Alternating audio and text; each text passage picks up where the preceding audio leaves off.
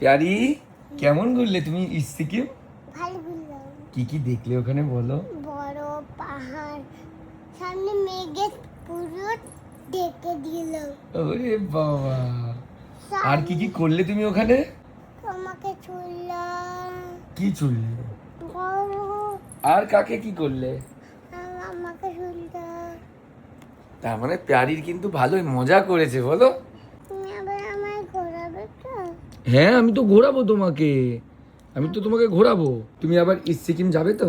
তুমি নিয়ে গেলেই যাবো। আমি নিয়ে, তুমি কোথায় যাবে আমাকে বলো পরে এবার। সিকিম যাবে না কোথায় যাবে বলো বলো বলো? তোর মানালি মানালি যাবে এবার? আর দার্জিলিং যাবো। মানালি যাবে আর দার্জিলিং যাবে, বাবা। সব জায়গায় ঘুরবো, সব জায়গায় ঘুরবো। সব জায়গায় ঘুরবে আর তুমি ট্রেনে যেরকম ভাবে সবাইকে বিরক্ত করে ওরকম করবে? না, আমি তো ছোট টাই করছি। কি? আমি তো ছোট টাই করছি। তো তখনও তুমি ছোট থাকবে? হ্যাঁ, আমি যখন বড় থাকবো তখন আর করবো না। আরে বাবা, ট্রেনের মধ্যে খুব বিরক্ত করেছে, মানে ঘুমাবে না, ট্রেনের মধ্যে ঘুমাতেই চাইছে না। ছোট জায়গায় ঘুম পাড়ে? ছোট জায়গায় ঘুমায় না? না না, ওই দেখো, ঘুমাবে না। ঘুমাবে না, আচ্ছা।